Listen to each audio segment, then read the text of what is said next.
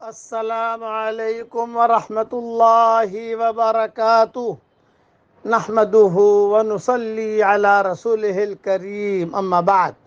آج کا سبق سن لیجئے۔ آج کے سبق کی سرخی ہے سخاوت سے دوستی کیجئے، پارٹ نمبر 126۔ حضرت عمر رضی اللہ تعالیٰ عنہ کا ایک غلام تھا، عیسائی تھا، اس کا نام تھا اسیق۔ یہ عیسائی نام ہوتے ہیں۔ وہ ہمیشہ حضرت عمر کے ساتھ رہتا تھا اور حضرت عمر کا بہت معتمد تھا، بہت پرانا۔ بعض لوگوں کو آپ نے دیکھا ہوگا کہ ان کے گھر کے اندر نوکر جو ہیں وہ بچے تھے، 5 سال کا تھا۔ ایک جگہ میں گیا، اس نے کہا میں 5 سال کا تھا یہاں آیا ہوں، اب میری عمر 70 سال ہو گئی ہے اور میں یہیں پر پڑا ہوا ہوں، یہی میری شادی ہوئی، یہی کام کر رہا ہوں، ڈرائیونگ کر رہا ہوں۔ بعض خاندان ایسے ہوتے ہیں کہ بچپن سے لے کر اخیر تک جو ہے ان لوگوں کو سنبھالتے رہتے ہیں۔ یہی تھا اسیق، یہ حضرت عمر کے ساتھ رہتا تھا۔ تو حضرت عمر گاہے گاہے اسے، چونکہ مسلمان تو تھا نہیں ہے، مسجد نبوی کے باہر رہتا تھا، پھر حضرت عمر نکلتے تو یہ نکلتا۔ اب یہ امیر المومنین بنے۔ پوری زندگی اسیق نے حضرت عمر کے ساتھ گزاری، سارے معاملات دیکھے۔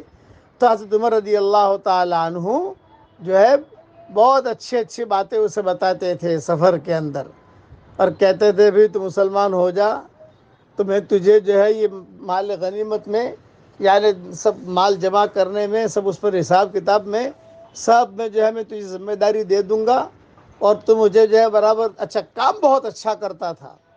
حضرت عمر سے بہت محبت بھی کرتا تھا اور کام بھی اچھا کرتا تھا۔ نام تھا اسیق، لیکن یہ اسیق نام آپ لوگ مت رکھنا، یہ ہمارے لیے مناسب نہیں ہے، لیکن چونکہ روایت میں نام آیا اس لیے میں نے نام بتا دیا آپ کو۔ اسیق نام رکھنا مت۔ خیر، وہ کہتا ہے کہ میں نے حضرت عمر کے اتنے میٹھے بول سنے، اتنے سنے، لیکن میں اپنے دھرم پر اتنا مضبوط تھا کہ میں بالکل ہٹنے کے لیے تیار نہیں، کہ میرے بڑے منع کرتے تھے بھئی ان کا مذہب قبول مت کرنا، ان کا مذہب قبول مت کرنا، اور مجھے جانے کی ہمت بھی نہیں ہوتی تھی، باہر جا کر کیا کام کروں، میں پڑا رہتا تھا مدینہ منورہ میں اسلام کا ماحول۔ یہاں تک اس نے کہا کہ حضرت عمر شہید ہو گئے لیکن مسلمان نہیں ہوا تھا وہ۔ حضرت عمر شہید، کتنا بڑا دور گزرا ہے حضرت عمر کا، لیکن جو ہے وہ مسلمان نہیں ہوا تھا۔ جب حضرت عمر کا جنازہ اٹھا اور اس نے حضرت عمر کے سارے بول اسے یاد آئے، سارے اخلاق یاد آئے، حضرت عمر کی راتیں یاد آئی، حضرت عمر کا اس پر سخاوت کرنا، اس کو دینا، اور اس کو دیکھیے ایک بات بتاؤں، جو بے ایمان ہوگا اس کو بھی آپ ہدیہ دے سکتے ہیں، صرف زکوٰۃ ہم مسلمان کو دیں گے، باقی مال جو ہے کسی کو دینا ہو تو وہ ہدیہ خیر خیرات سب کے لیے کر سکتے ہیں ہم۔ تو حضرت عمر اس پر خیر خیرات بہت کرتے تھے، بہت دیتے تھے اس کو، لے بھی، یہ بھی لے جا، گھر والوں کے لیے کھجور بھی لے جا، یہ بھی لے جا۔ تو اس نے کہا کہ پوری زندگی میں عیسائی رہا، اور مدینہ والے کہتے تھے کہ حضرت عمر کا رائٹ ہینڈ وہ اب تک عیسائی ہے، سمجھاتے تھے، خود حضرت عمر بھی سمجھاتے تھے تنہائی کے اندر، بھائی مسلمان ہو جا۔ میں کہتا تھا نہیں حضرت وہ بات مت کرو، آپ کا کام سارا کروں گا میں۔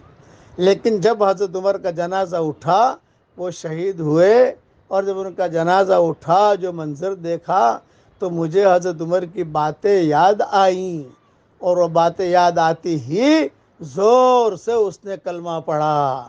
کسی پر بھی آپ سخاوت کرو گے، احسان کرو گے، تو احسان کا جو مارا ہوا ہوتا ہے وہ کبھی نہ کبھی جھکتا ہی جھکتا ہے، وہ کبھی نہ کبھی جھکے گا۔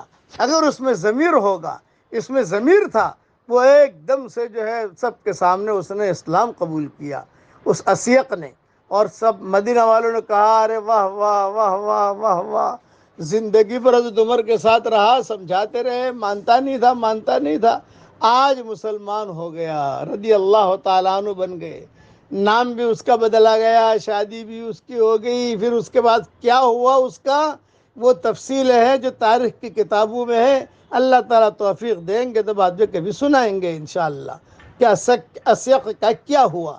خلاصہ کلام یہ کہ میٹھے بول کام آ گئے، حضرت عمر کا اکرام کام آ گیا، اتنا بڑا آدمی، ساتھ رہنے والا، پرائیویٹ سیکریٹری، سب کچھ جانتا تھا، لیکن تھا امانت دار، اسی لیے کہ کوئی راز بھی حضرت عمر کا کسی کو کہتا نہیں تھا وہ، وہ اپنے اندر ہی رکھتا تھا. ہاں لیکن جب حضرت عمر کا جنازہ اٹھا، وہ جنازہ دیکھ کر کہنے لگا واہ بھائی واہ، واہ بھائی واہ، واہ بھائی واہ.